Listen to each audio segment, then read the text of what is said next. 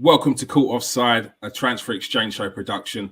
I'm your host, Kieran Stewart, and we've got an absolutely banging show for you tonight. First of all, on my right is Andy Hunter, the Merseyside football correspondent of The Guardian and The Observer. How you doing, Andy? Oh, good. Thank you, Kieran. And down in the bottom is former Newcastle and Liverpool left back. It's Jose Enrique. How you doing, Jose? Very good, guys. Very good. And you, mate? Good? I'm good. I'm looking forward to this show. Yeah, me too, mate. Me too. All right. Andy, I'm going to get straight to it, yeah? Okay. Who are Liverpool's main summer targets this year? I'd say midfield would be the one area that they'd probably prioritise. The thing is, you look at that team now, going strong on four fronts. It's like, where are the obvious departments that they need to strengthen? There aren't many. But I think of any, I would say midfield, and I think the one that keeps getting mentioned and the one that I think makes sense in every aspect, age, character, quality, would be Jude Bellingham for me. I think he's the one that stands out. I think one thing about him as well, apart from his obvious talent, which you see now he seems to be improving as well every week with Dortmund, but he comes across as a good, strong character as well. And I think that's something that Klopp is big on. He takes, if you look at the Liverpool dressing room, it's a good dressing room there. There's a lot of good characters, a lot of strong characters. They get on well together. Seems to be no issues, no dramas, or unnecessary dramas, shall we say. And I think that's to do with the type of character that Klopp likes to buy. And I would see like Jude Bellingham as that fit. He seems to be, a good sort and a brilliant player, and one who I think would enhance the Liverpool midfield. Yeah, definitely. As you said, he's got great temperament, great character, and most importantly, he's a quality footballer, so composed at such a young age. Jose, what do you think Liverpool need to sort of close that gap on Manchester City? Well, I wanted to ask you, because I was listening to Andy. It has to be realistic signings or what I want for Liverpool. What it has to be, because I don't think there's any chance that we sign Bellingham, in my opinion. I will be wrong. I don't think so. I don't think with this owner is obviously, listen, I agree with Andy. It will be a massive signing for us. I really believe so. But the kind of money that Dortmund is going to ask for, I don't think Liverpool is going to pay this kind of money. I don't think these owners, they've never done really. The only time that we've done this is with Van Dijk and Alisson, and because we saw Coutinho. So I don't think Bellingham is an option.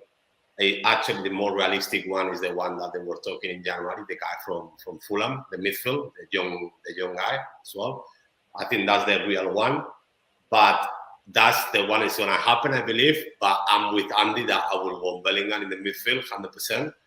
But I don't think it's going to happen now. And then I believe the front three more or less are sorted. The only problem we have a little bit maybe is with Moh Salah's position. I don't think we have anyone really. Harvey can play there, it's true. But I'm liking him a lot as one of the midfields, on the right side, the three. So I'm not sure if he will actually play there. But he actually played there last season or the season before the Championship, and he does really well. So not sure about that. That is something but definitely a position that I think we need to improve. The midfield, obviously, and right back, we need someone to push a little bit more for Trent. I think definitely these two positions are key. I think on the left side, we have Robo and Tsimikas. I think they are, obviously, Robo for me is in another level, but Tsimikas is really pushing. He's quality. He's done very well. He's done very well when he comes in. Exactly. But look at his first season, obviously, he didn't even play at the Premier League, really. Robertson. And on the right side, we need someone to push Trent a little bit. I think all he does is improve players. When you have someone behind you that, he can take your spot, even knowing that Trent, when he's at his level, probably no one can take his spot in the world, really. But it's good that someone pushes you. Like, look at Mane now as well, because no Luis Diaz is there. I think we need a little bit more competition in this, because Joe Gomez is more a centre back than a right back. Yeah. No, I fully agree. Andy, how do Liverpool find that balance with bringing in someone who's going to add some competition for Trent, but is going to have to play kind of second fiddle when he comes into Liverpool? Well, I think Liverpool is such an appeal now that it's not a bad place to be if you are having to be patient. You're in one of the best teams in the world. You're playing for one of the best managers in the world. You're competing this season on all fronts. You will get your games. You're not going to replace a world-class talent like Trent Alexander-Arnold, but you will get your opportunities. I think just on that, as for the Carvajal of Fulham, I think it's interesting that Liverpool have let Nico Williams go there. Keep relations smooth between the two clubs. The deal was in place in January, just couldn't get it over the line. So there's no reason to think that can't be resurrected. But I think one thing about Klopp as well is he's always conscious of leaving the pathway open for any young player that he sees coming through. He did it with Trent Alexander-Arnold. He could have bought a right back at that time, but he knew that there was a top talent coming through in the academy, so he didn't buy one to keep the path open. So look at Liverpool now. They've got Conor Bradley there, Northern Ireland international. He's had a couple of bites this season. So Klopp will be conscious of whether does he think he can make it, and if he does think he's good enough to challenge Trent, then maybe he'll keep that path clear for him. But yeah, I think, as I say, that's always something that Klopp is conscious of, is making sure that people in the academy know there's a chance that they can make it at Liverpool. Yeah, very, very, very true. Otherwise, you'll end up you'll stem the flow of that at the start as well. If you don't bring through talent and they don't see that there's an end game by actually playing for the first team. We've Jose mentioned Joe Gomez, a player who's just coming back from injury, but Matip's sort of winning his place back now. They've also brought in Ibrahima Konate. Is there still a place for Joe Gomez, especially with the talent that he is trying to get into that England team again? You asking me or Andy? I'll ask you first, Joe. Jose. Don't worry, mate. Don't worry. So, for me, to be honest, I don't know. Obviously, I know Joe has been injured, but I don't really know obviously, I know Joe very, very well. I was with him there when they signed him, So, obviously, I know how good player he is and how actually very, very nice guy is to have in the dressing room. So, I'm sure Klopp is not someone that he wants just to, okay, let's sell him and buy someone else, because at the end you need four players, in that position. It's 2 and 2, So obviously he's the fourth option at the moment. That's the reality. And I believe obviously he knows that as well. He will want to play more. That's true. But like Andy said, at the end, it's true as well. It's a privilege to be a Liverpool player at the moment. Actually, Klopp make an interview not long ago and he say, listen, it's more bad things in the world to be one of the squad players for LFC, and is the reality. You're playing for me, obviously, the best club in the cup, for people in general, one of the best clubs in the world. And it's very, very difficult to make it. Now, you can't compare the Liverpool that is now with the Liverpool that it was when I was there. That's the reality. Even if we nearly won the league, now you're talking about a team that is fighting for everything. Apart from last season, because they were unlucky with the injuries, apart from last season, is every single season you put them out there to fight for everything with Manchester City, the Premier League, now the Cups as well, the Champions League is always a contender as well. So you're talking about one of the best sides in the world, and like Andy say, any player really, because the owners, they have a strategy and they don't want to spend the way maybe other clubs like City, United, or other clubs like this, they do spend. But the reality, we can attract anyone. Liverpool can attract any player in the world at the moment. You go for Mbappe, Haaland, anyone will be very proud and happy, that Liverpool is interested on him right now. So that's why for Joe, I don't see at the moment going anywhere, or at least if I was him, it's not something that I will look for. I will try to push to get my place back.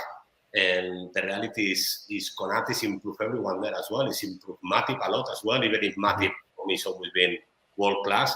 You can see this year is actually a step his game. Yes. He's getting the injury as well. Maybe that's obviously lucky as well. But I don't know. It's a step. Like I said, you need competition in every position. At Manchester City, centre backs is one team that we compete with. You have Laporte that they spend 50 or 60 million. You have Nathan Ake, 40 millions as well. You have Ruben Diaz that I spent as well another 50, 60. Stones as well. So that's what you need in a top team. Big players. So I really believe, I don't know what's going on with Joe, that's the reality, but definitely, obviously, Konate and Matip are doing really well. But we have to remember how good he was before he got injured. He was amazing for us. He was in the starting lineup with Van Dijk. Him and Van Dijk was the two. Yeah, very true. Andy, how does Klopp keep them all happy? Because as Jose said, you've got you've got two potentially world-class centre-backs there, and you've got two world-class centre-backs there already. I think they all know they're going to get a chance at some point as well. One thing about Gomez as well, of the four, he's the only one who could, if needs be, play it right back as well, or would be most comfortable there. Sorry. So there's another option for him as well. I think, the spirit in that squad keeps people happy. Being able to compete at the top end of the Premier League and go for the Champions League, win the Carabao Cup, he makes everyone feel part of it. I mean, he said, about the Carabao Cup, Klopp, that one of the most painful things about it was having to leave out some of the kids who had got them through the early rounds, like Tyler Morton, Bradley. There was a few others as well who didn't make the cup final squad. But I think just the spirit in that group and playing for Klopp and Klopp's man management. I mean, he's the best there is around at that side of things. He keeps people happy. He makes people feel a part of the team. Everybody has to be ready. And I think we've seen this. Liverpool wouldn't be competing on four fronts now if the players who were on the fringes hadn't stepped up and delivered when they get a chance. In the past, not in the recent past as well, when they had a chance in the Carabao Cup or the FA Cup, they haven't taken it, and Liverpool have gone out in the early rounds. Now they're going for these cups because people come in and they deliver. Like Minamino being a classic example. Yeah, he's been quality, hasn't he? Especially for a player who's probably going to be a squad player. Went to Southampton, you could see the quality that he had there. Since he's come back to Liverpool, he's pushing all the way. You've seen Liverpool slowly start to transition in bringing in the likes of Diaz and Jota. How do you think they move away from what is probably been one of the best front three in world football in the last 5 years at least, Jose? How do you think they slowly integrate new players into that? I think, to be honest with you, I think they should have been even before in the team because, like I said before, you need competition. But like you said, we've been talking one of the best front threes in the world for a while. Firmino, Salah, and Mane, both the three of them, they were incredible. In one point, obviously, everyone was talking about maybe Firmino because he's not doing as many goals, but what he's done, for the club, bringing that false number 9, that the only one who could bring this false number 9 like this that I remember, and obviously that's in different world for me, that it was Messi at Barcelona as a number 9. That no one expected, and he's brought that role back into Liverpool. Obviously with Jota we play different, but when Firmino is playing in that side, it's just incredible. He was one more player defending at the same time as well. As a number 10, as a number 9, he has a lot more freedom for Salah and Mane. So obviously bringing Diaz and Jota is just bring more competition for them. But you have to realize as well, obviously, that they're getting older, even if for me they are in the best age of a footballer at the moment.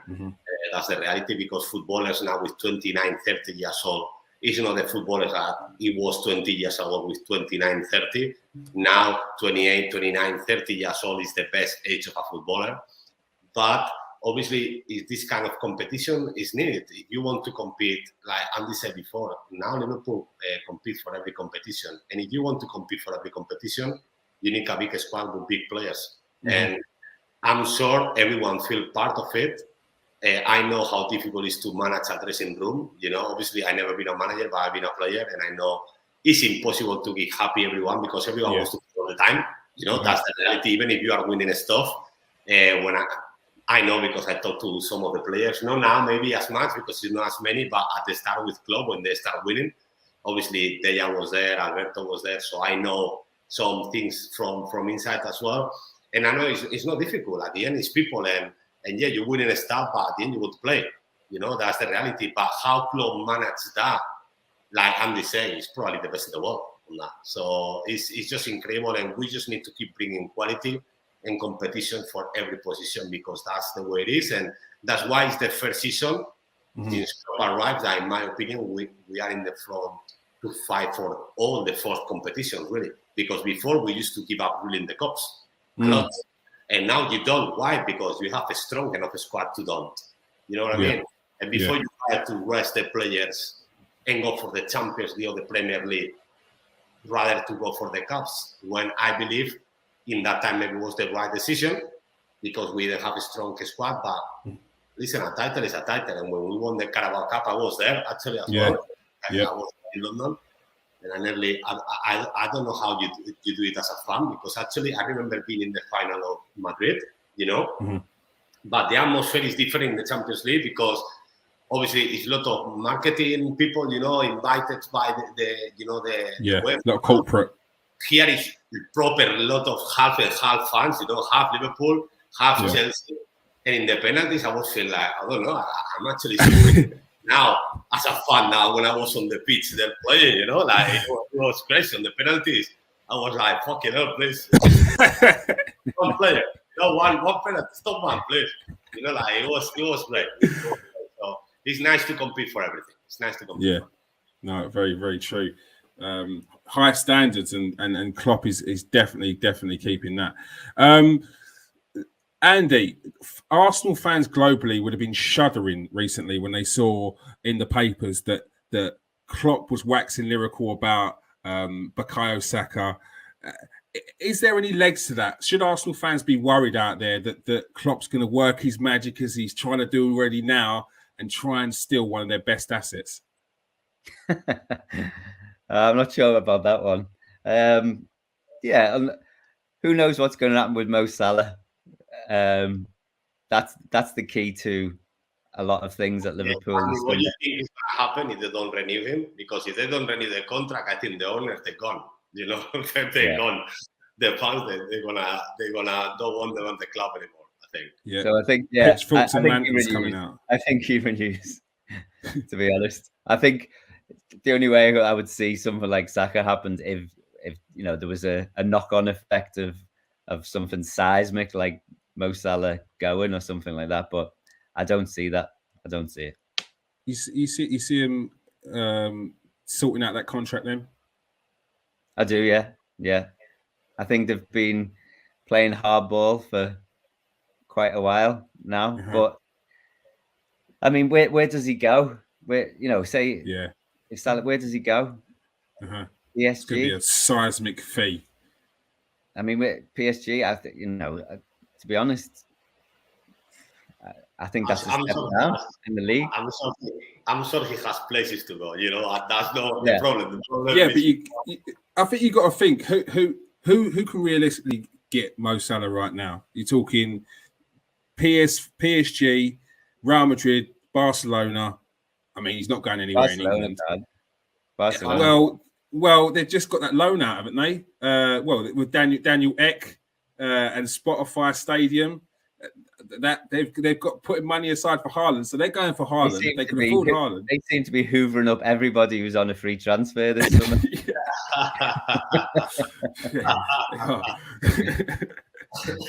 And I don't think Moh Salah is going to be on a free transfer. No, definitely not. Sure, you're right. Where's he going to go? I think Real Madrid they're sniffing around Mbappe as well. So I'm sure Liverpool have tried to play that card with Moh Salah, but still. No, but what you have to realize is, Mbappe is there, but obviously Mbappe can play as a striker. Yeah, Benzema already can play on the left side. He can play on the right as well, I presume. Yeah, but he's a right-footed, so. He's more in the position of Vinicius Junior or Benzema, maybe playing more because obviously he's getting older.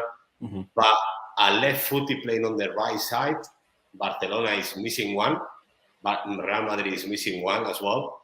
So I think they can be it can be an option. Economy-wise, obviously, then I don't know, because like Andy say, with Barcelona, we don't really know, because it's true that they give a loan now to Barcelona, and the reality is, I don't know what's going on in these clubs, or if it's lies or not, but you don't renew Messi's contract, but then you go and pay £50 million for Ferran Torres plus the contract. So things that doesn't really make sense to me, in my opinion, very, very messed up. But in my opinion, where Salah goes, that's what I have to. If I was Moh Salah, I will ask myself this, where I'm gonna go, when here I'm a legend, probably if he keep playing for LFC, he maybe come back as the best player ever play for LFC. If he keep obviously, if he's still in Liverpool and still making numbers, he's loved as crazy, he's loved so much. So, like Andy said, I think both sides, they've been playing really hard. And I think they just need to sit down and say, listen, let's sort this out. Let's sort this out. I don't want to be, as a player, maybe Salah say, okay, maybe it's not my way, but it's not your way either. So let's try to get something in the middle. And I think it will be the right choice for both sides, because even if Real Madrid or Barcelona are there, go there differently, adapt to it, different kind of fans. I'm telling you, Spain is not England in terms of fans. The love that has Premier League. Yeah, they're ruthless. Yeah, you can compare. And the love that he has in LFC, you can see he enjoy playing for LFC so much. So if you are happy, really, even at this kind of numbers, we're talking out here, they give you, to say a number, I don't know, I have no idea about the contract, so don't get me wrong with this, But for example, they give you 10 million in Liverpool, and Barcelona give you 12. For 2 million, really, you're going to change your life, your family's life, how much love you are in the club for everything. When in these kind of numbers, obviously, if you are in 2 million and they give you 4, they say, okay, it's double, Okay, Yeah. But 10 to 12, for example, to put an example, is going to make any difference in his life, really. When he's there, he's loved, he's happy. Don't know. Yeah. I don't see it happening. Many people have made that mistake before. Go on, Andy. Sorry, I mean, with Salah, this one to me doesn't look like, maybe ones in the past like Suarez or something, where you see that they've had a clear career path, or in their minds what they want to do, or the head's being turned or something like that at some point. But I don't see that with Salah. I think it is a question of pay me what I'm worth and I'll stay. Yeah, true. Yeah. No, I agree. They've got 3 strikers there who are come next season will be in their 30s. It's their peak years, but with the owners, are they gonna be looking to sort of try and get some money back on them at some stage? How do they do that? What's the thought process there, do you think, Andy?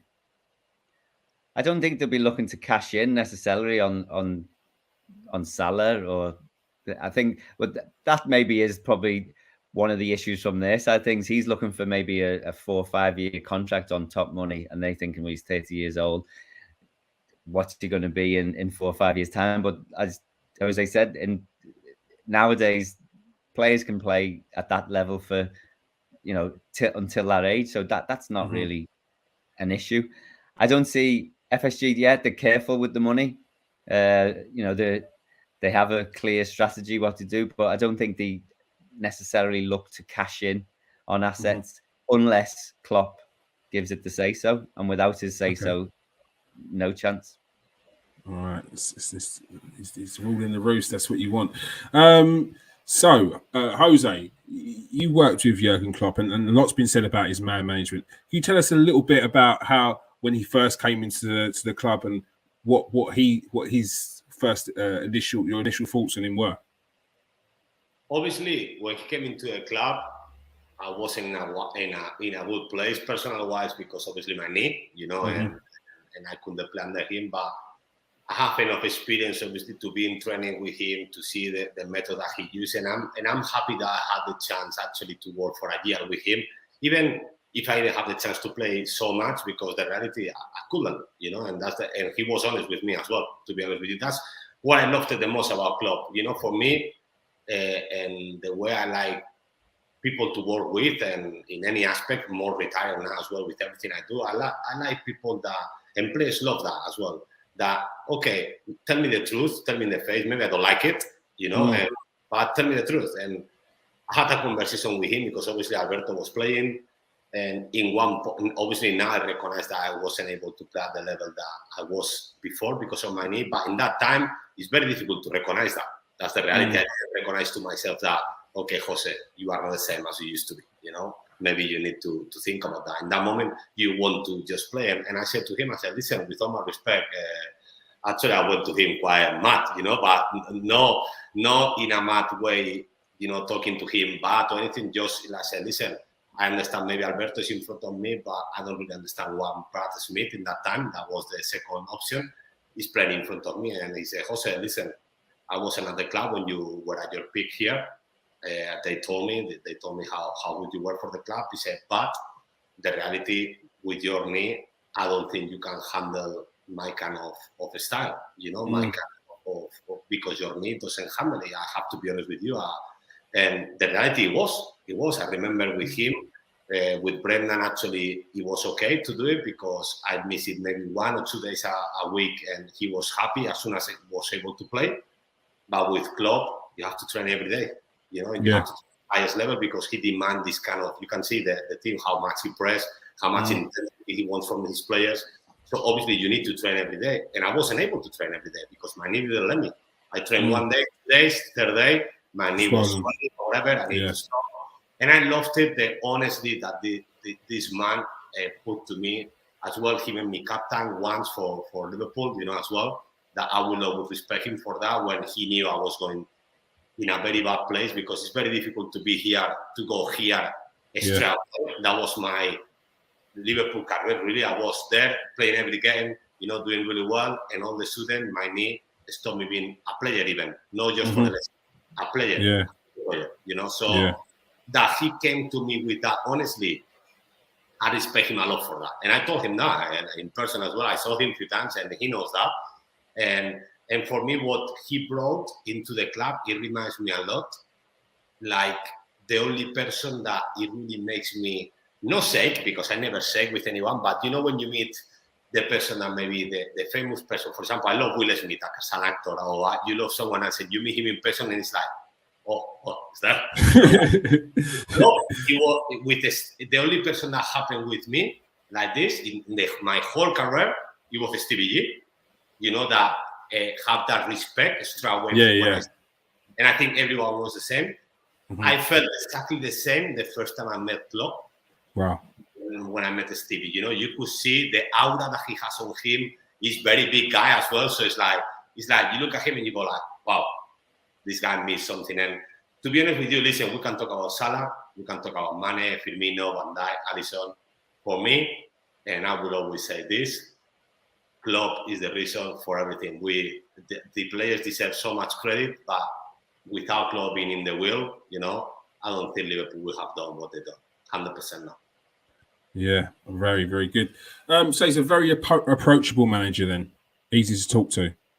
Yeah, definitely. It's a as well, what is interesting, you know, for me, I always say this, and like I said, I'm not a manager. I don't want to be a manager, and never. You know, it's very stressful. You know, I don't want to be a manager. But, you know, the way for me, look at, always listen, they are in a different level. They've been for many, many years, Cristiano and Messi. But then other players of this, look what happened at United right now, for example. And it's not to go and get a dick at United, but how difficult it is to put 11 players together, some players with a lot of quality, and you make them go in the same way, all of them. You see Salah running as much as Henry in the games. You see Mane exactly the same. You see Diaz, you see Jota, Firmino. For me, getting starts, you know, like this, that they know they have the ability to score goals whenever they want.